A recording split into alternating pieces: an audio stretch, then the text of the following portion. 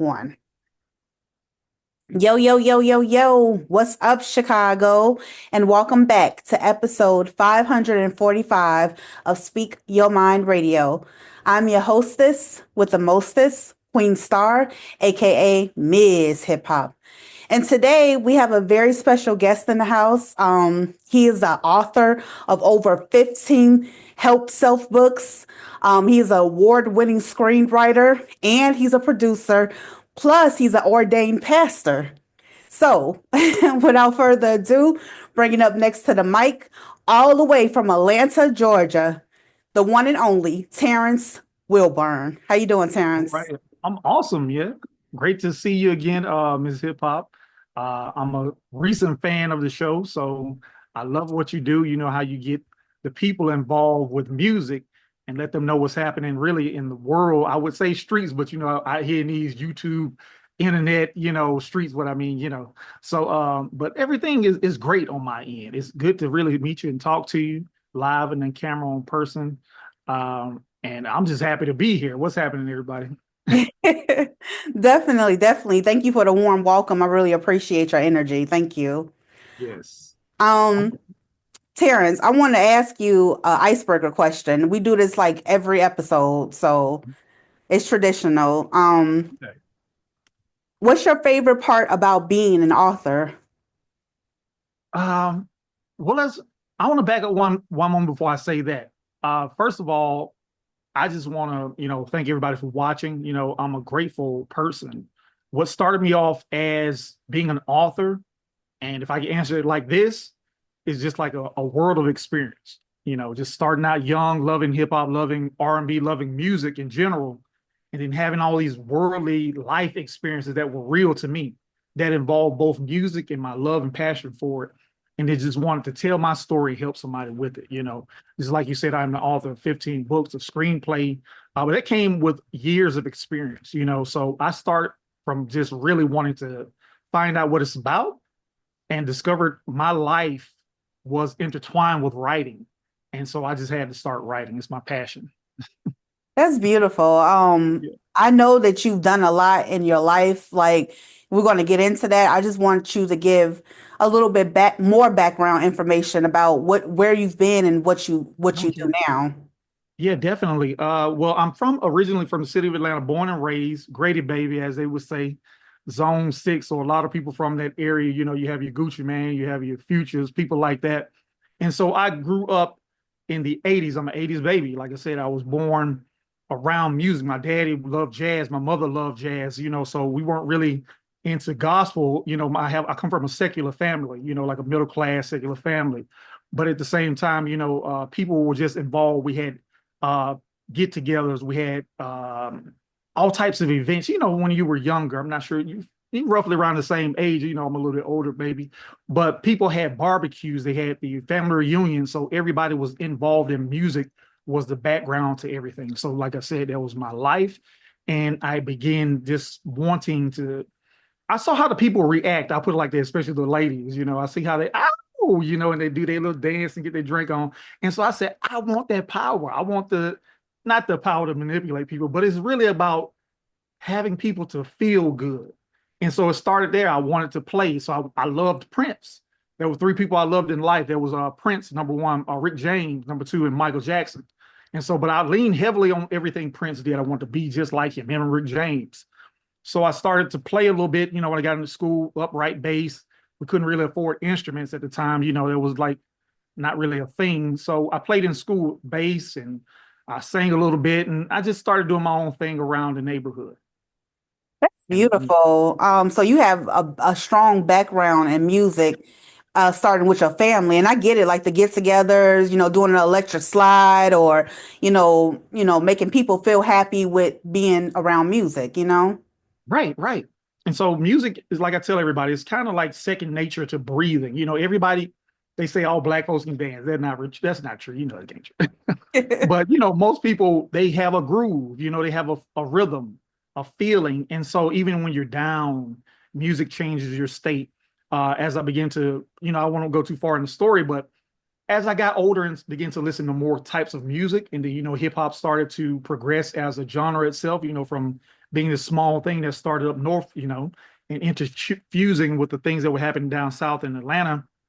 Um, we had our own style. And so I think that's probably even the same for you in Chicago, right? Yeah. Everybody had their own little pockets of style, different artists that we would look to that represented us.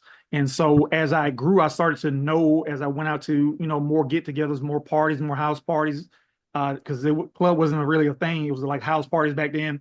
I started to notice, like I said earlier about the ladies, how they would sway and love the music, but everybody started to feel something when a certain song came on, slow dance or, the get crunk, all that other stuff happened. And it's like, I think music has a power over people. I started to think and watch that. So I wanted to know more about it.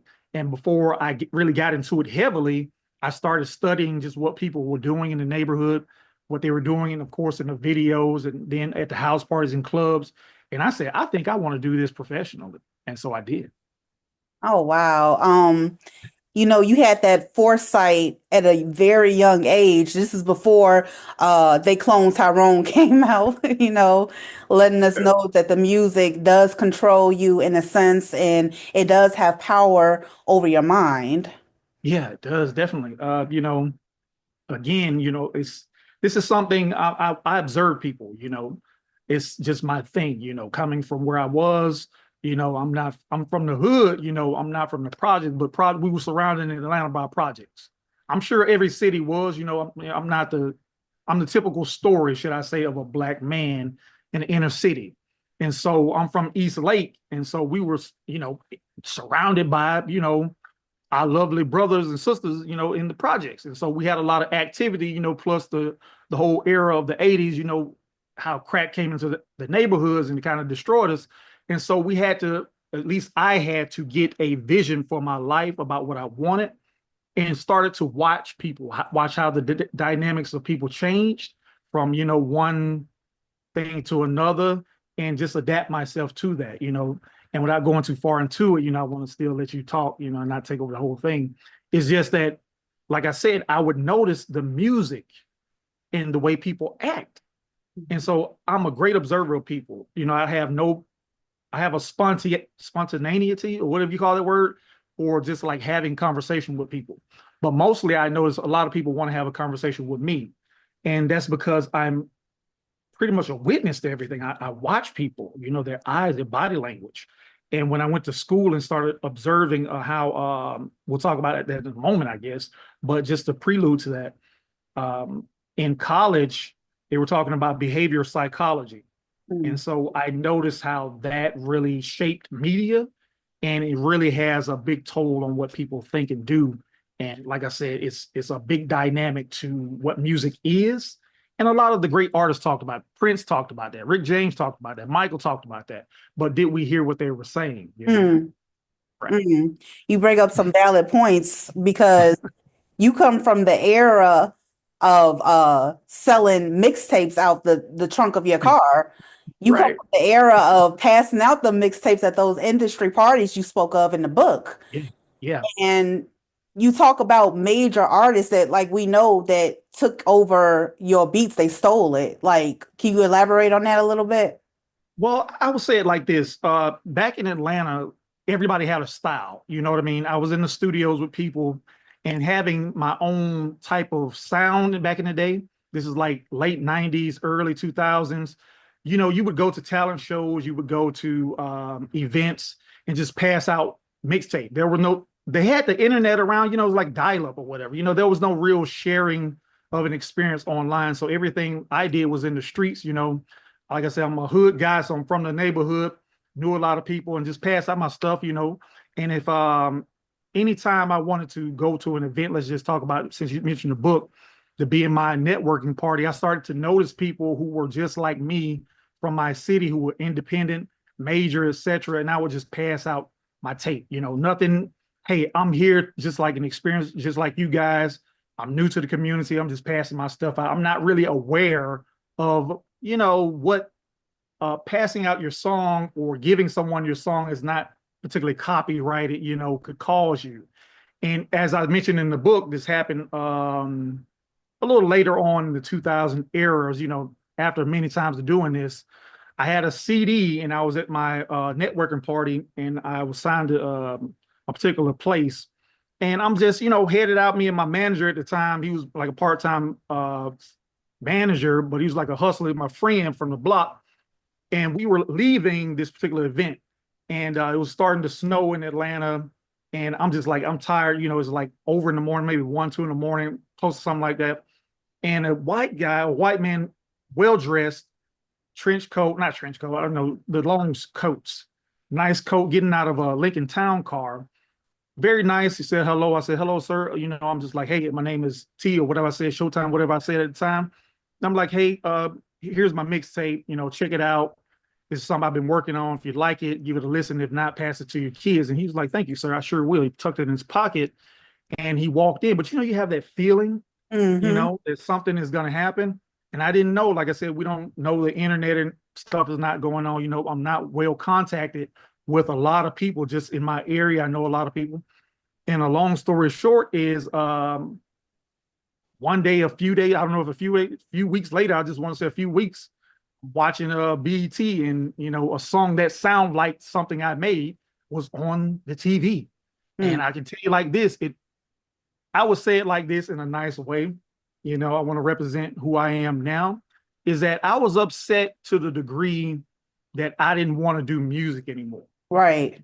Because I thought that, like I said, nobody schooled me. I had to learn this stuff on my own.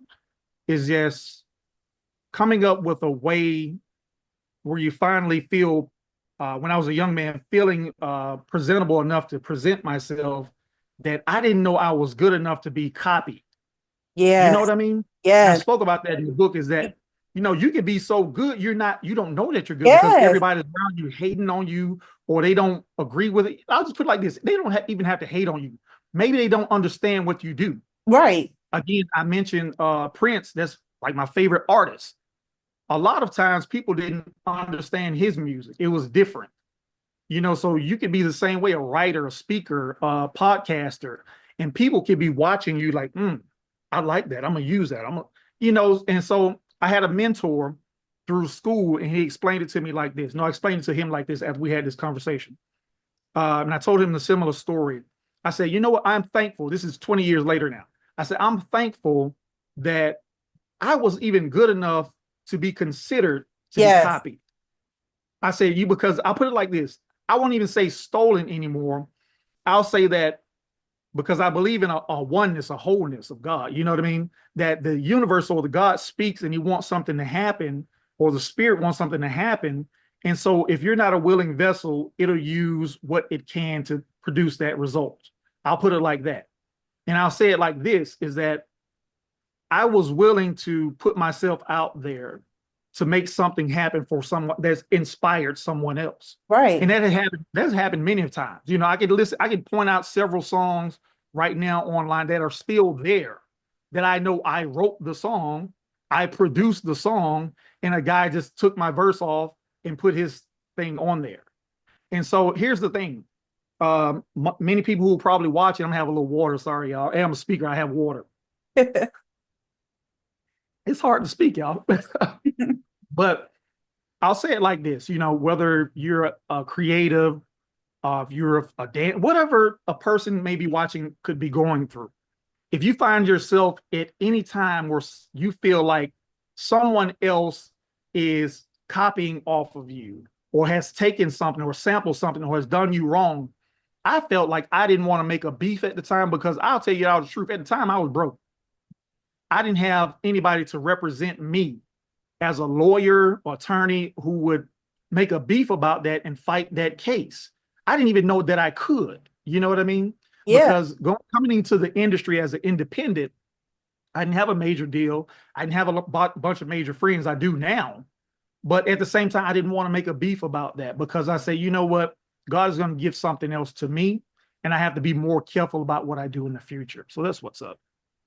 Wow, that is a beautiful way of learning from your past failures and making it into a positive experience for you. Like you said, 20 years later, you can look back and say, well, wow, I'm grateful that I was even good enough to be copied in the first damn Yeah, place, you know? yeah, yeah. That's See, great. a lot of times people don't know that they are. You know, if you go through a phase where I put it like this, and I tell people like this all the time in my lives. I do YouTube lives most of the time when I'm coaching on camera. Um, you have to get to a place where you start bad. Everybody starts poor. You know, everybody, like I said, I love Prince. He didn't start out born with a guitar in his hand, you know, in the curl in his hair, you know. He had to come up with that. Just like anyone, Michael didn't come out, you know, shucking and jiving or whatever he does, whoever, Beyonce, whoever it is. Yeah. Nobody comes, they come out with the star, of course, born in their spirit, their soul, but it has to be produced. It has to go through a phase of maturing and learning and education. And so I'm saying this to the audience who's watching today, and even you, Mzhiphop, is that whatever you do, we must be willing to go through the point where we know where we're bad and just break through that, because that's part of the breakthrough science, is that when you admit to yourself, I don't know everything, then you can start to learn, because being bad, quote unquote, it might be somebody else's great. And Yeah. someone is watching you, you don't know who they are. Somebody's watching your show and saying, I want to be like her. We Yeah. all inspire people, but before we're able to feel confident in the presentation, we must be willing to go through that bad period. Wow, that for me sums it up right there. Because when I was reading the book, I was instantly inspired. You know, anything that can keep my attention span going, I love it, and I have to keep on feeding my desire. So I read the book, and I felt like it opened up a portal of me stepping into what you call your full potential. You know what I mean? Wow. As to keep Yeah. going. The book helped me. I'm not an artist, so to speak, but I do know a lot about music, and the book was fantastic. It was a fantastic read. I can tell your personality, the way you speak, the way you carry yourself. I was interested in more of what you do. Wow. That is amazing. I'm so thankful, you know, and grateful that you said something like that. It inspires me to continue to write, you know, because I'll tell you, just to answer, even to backtrack a little bit, answer your question a little further, it was Oprah who inspired me to write, you know. As a kid, like I said, growing up in Atlanta, and everybody who was from they call it the real Atlanta, everybody from the real Atlanta. I live in Central Florida now, but like I said, I'm born and raised in Atlanta, so I went through that whole era. You know, my family experienced everything that is there historically. You know, we are from that town, that city, and to say that, starting from a place of want, of need, you know, and hearing someone like Oprah Winfrey, a black woman, come on TV and said that writing is cathartic. And as I was a kid, 12, 13, when she said that on television, I said, what is that? It stuck with me. And so I began to write. I didn't know what I was writing at the time. Journal. I just started to write, you know, pass all my essays, become, you know, this great kid in school. And I still didn't realize what it meant. I just knew that Oprah said writing is cathartic. And it really means, to everybody who's listening, it pours out your heart on paper. So it's like therapy. And Yeah. I was going through a lot. You know what I mean? Like I said, I put this stuff in my books and I tell the real story. It's not in Surviving the Music Business per se, but it's in a lot of my other books, as well as I speak about it. You know, I mentor people. I talk with kids. And, you know, I have coaches. And so my point in saying all of that is that when I got towards high school, I started writing songs because, like I said, hip hop was big. You know, you had the Outkast out, Goody Mob, Tupac, you know, the B.I.G., Common. Everybody was out. Tribe Called Quest, my favorite, were out. Everybody was rapping. Everybody wanted to be a rapper, right? Right. And so I loved R&B. Like I said, I love rap as well. But like I said, I grew up listening to Prince and Rick James, so I wanted to sing. And so I would get, you know, joked on, joned on about being a singer. But I would write raps. And so a lot of time I went to school with Yin Yang twins. I would just pass lyrics to people. And so, like I said, a lot of my stuff, I'm not saying, you know, everybody stole from me. What I'm saying is that I became known as a writer. And so I really translated that to saying, hey, let's do this for real. And that's Yeah. when I put out music. And my point in saying all of that is that use something, whatever it is in your life, to become more inspired. Oprah inspired me to continue to write, and it's helped me so much in my life just to help other people. And to hear you say that about me, thank you. You are welcome, man, because like I said, the book is powerful in itself, and I appreciate you for not gatekeeping these this vital information, especially that these young artists need to know. They have no idea how important it is to kind of be just independent in the sense, because Yeah. everybody wants to be a rapper. So can you talk to us about, I know this is in the book, but what was it that Little John said to you in the studio that made you realize, like, you know what, I can do this on my own? Yep. Actually, Lil Jon is my cousin. Oh, And so he's older than me. You know what I'm saying? He's almost like a generation older than me. But at the time, I'm being a young guy. We didn't grow up in the same neighborhood. I think they're from the South Side, but I'm from the East Side, and so the group was called Lil Jon and the East Side Boys. yeah. So he's an adult. I'm a kid, so we're not hanging out. But I would see him at the family functions and whatnot. But I would pass my tape through a mutual cousin we had who hung out, a female that hung out with him all the time, went to his parties, everything. Hmm. And so as she would pass my tapes to him, he said, just tell him to come to the studio. And so I was out in the streets. I wanted to hang out. I didn't know anything about studio life. I just knew, we did music at the house. And so the long story short is, as I became an adult and came out of college, I think I was around 26, 27, something like that. And I began working for him at his studio over in Marietta when he had the studio. And so we were talking, we linked back up basically after all those years. We were talking, and he said to me something like this. I asked him about what it took to get to where he was. I'll put it like that. And he said to me, "You're independent and you're better off being that way." And so I thought to myself, what did he mean? He said, "I wish I was still independent." And I didn't think, I looked around, because like I said, I was a young guy. I didn't have much. I'm just starting out with a new family. I wasn't married, but at the same time, transitioning from this hustle mentality to what do I do with this education that's been given to me? What do I do now being introduced to all these people that I really don't know how to present myself to them? And hearing a multimillionaire say to me, who I want to be like, he's always been like an inspiration to me. I call him the blueprint. But I always wanted to be like this major guy, somebody who's on TV, somebody who everybody loves. And he said, "No, you better off being independent." And I dwelt on that, just like what Oprah said, about being cathartic. These certain things stick with you, certain words stick with you. And so I said to myself, maybe something he's not saying that we're all missing here. And so what I'm saying is how I translated that into this is that everything I did from that point on began to look like helping other people instead of being wanted all for myself. I Yeah. said, let me take what I know and help somebody else. And it just changed my life.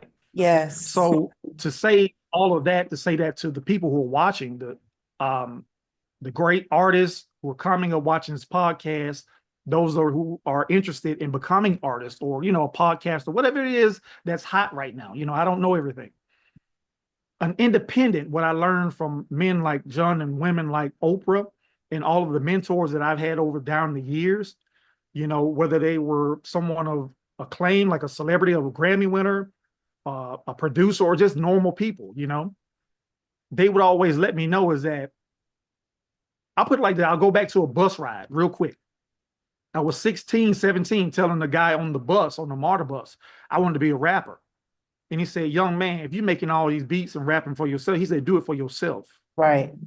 And so saying all that is to say to the people who are watching is that life gives you clues, just like Jim Rohn said, success leaves clues. And Yes. I had to put it all together, say that, maybe my gift is not just for me, it's just to help other people. And if I could be more of if that will make me a great man, then I'm going to sacrifice what I want in a career to help other people. And I'll tell you, that's been the blessing in my life. Wow. Isn't that something? Like you come to the realization that, I mean, we all as human beings have to do this. It's not about you. It's bigger than you. And when something is Yeah, bigger than you and you are God ordained to do so, then you help other people, which are blessings, and then you get blessed in return. yeah, that's what it's about. It's I love about, it's about helping one another. You know, if you feel like whoever's watching, because everybody's got their own story, right? Yeah. But we're all intertwined. We got similar stories. So if you want to be an artist, a producer, or whatever it is that you want to do, a great YouTuber, Instagram person, if you feel called to do that, do it. Don't let nobody turn you around.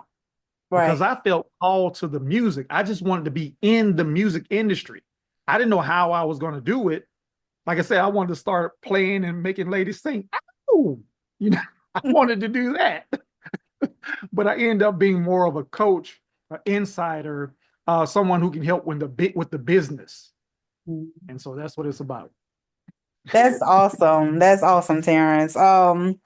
Okay, so let's discuss one of my favorite hidden gems in the book, and it's called the hook and bait technique. Can you expand on that? Because you say males don't buy music, and they're not going to buy Yeah, records either. that's right. According to, I'll this time I'll quote somebody else instead of quoting myself. According to Ralph Murphy, the great songwriter and producer, he said, according to him, um, females make up 50% of the buying market in records, buying music. And he said they make males by the other 50%. And so Yeah, that's so true. and when I first heard that, I said, wow, you think about anything a guy does, just speaking from a male perspective, when I was young, I wanted to be in the clubs, like I said, watching the ladies.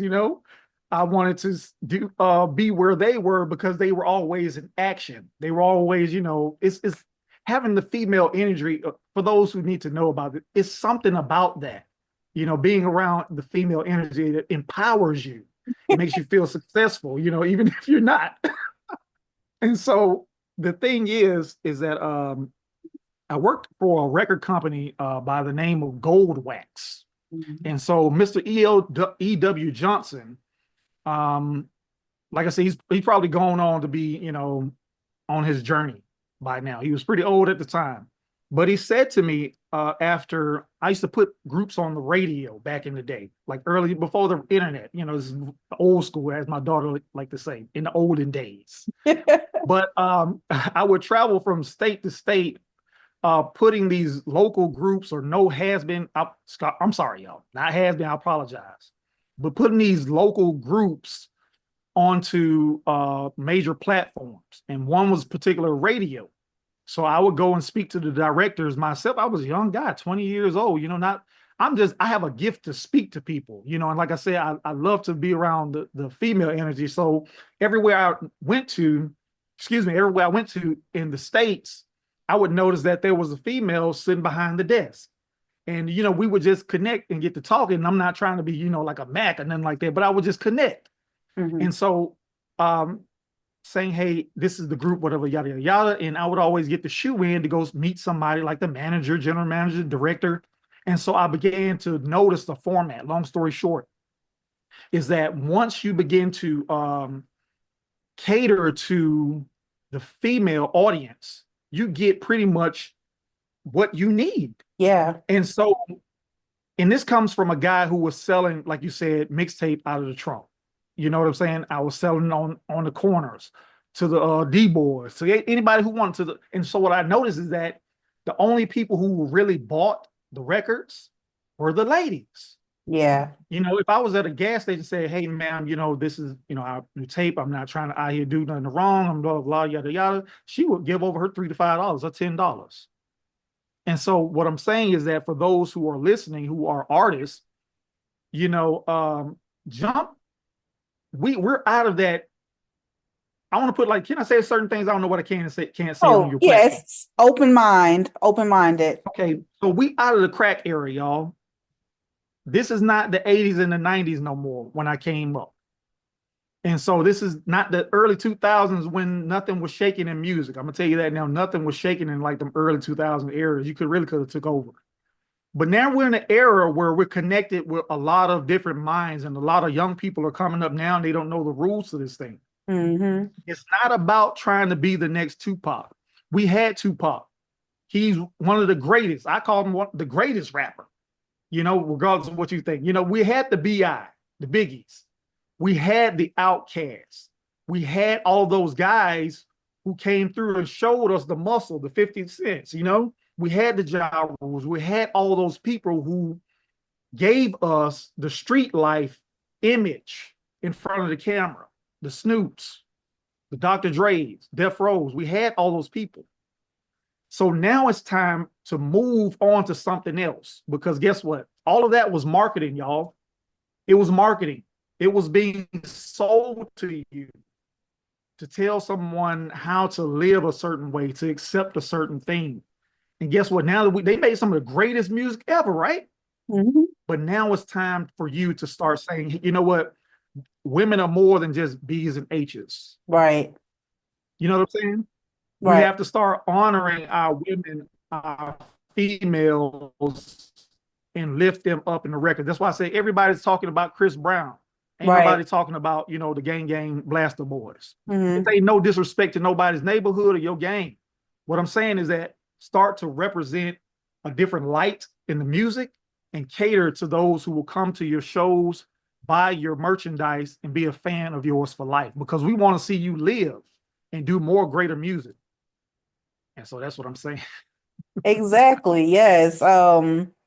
Just to backtrack a little bit before the Drake days, I will say Big Daddy Kane, he like Oh, contributed, whoa.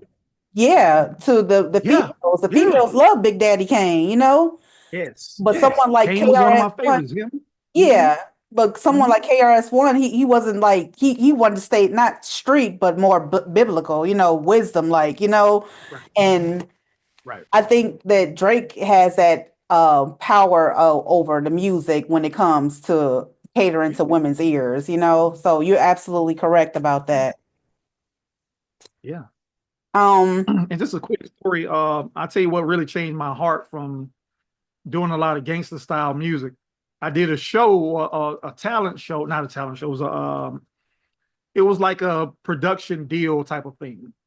And I came in with this hardcore track we had produced, and the audience was a bunch of women, and they were major movers in the music. And I said something, and she was like, "What you just said?" And I got nervous. And I'm like, "Go to the next song." And it was a greater song, and it was more that vibe with them. It was like, "Why didn't you sing that at first?" hmm, And so that taught me a life lesson. yeah, Yep. definitely. So you follow the clues. You're following the clues. Like I get it. Right. Um, man, I think that this book would be very informative, like I said, to the artists listening out there. And we got past, you don't have to be a music artist. You could just be a creator. And you can follow these tidbits to the blueprint of your success. And Correct. where can people tell people where they can find Surviving the Music Business and purchase your book? Yeah, sure. Well, the book is available online all over the internet. It's even in the libraries, everywhere digital books are sold. But mostly right now, the easiest place for you to get it is type in Surviving the Music Business on Google. Get it over there at Amazon.com, Surviving the Music Business. And, you can read the first chapter for free. The print form book, I think right now is $6.99. But again, this book is based on, it's like the sixth version of the book. It came from an original writing that I wrote called the Radio Ready Report. I still get royalties off that book, which was like a 35-page book that I put out there to start coaching people who were buying my I think I was selling like music system, something I was selling at the time on eBay. And I put it together for like a small audience I had of email people, and they were just like mind blown about the experiences, the wisdom I gave. And so that was pretty much the first chapter of this book that was came from the Radio Ready report. And anyway, it evolved into like a whole coaching business here online. And so now you can find it anywhere books are sold, but go to the internet or Google or excuse me, Kindle, type in Surviving the Music Business, and you should see by Terrance Wilburn, and the book, get you a copy. Definitely get you that copy because it's going to change your life. I promise you. Terrance, I had a wonderful time talking to you. I actually don't want to end the conversation, but this Zoom giving me like 3 minutes, so I got room for one more good question. Yeah.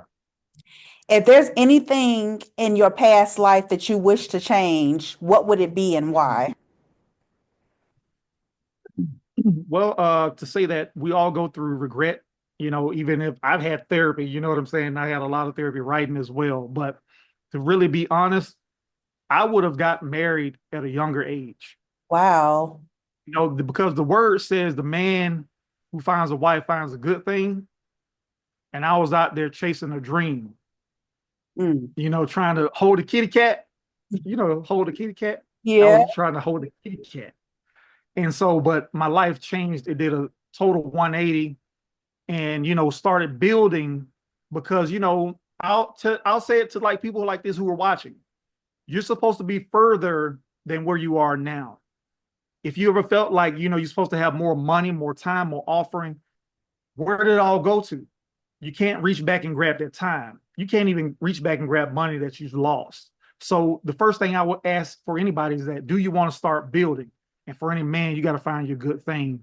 And I found mine and I started to build my life over again. Oh, wow. Okay, that's why you talk about that female energy so much. I love it. Yeah. Okay.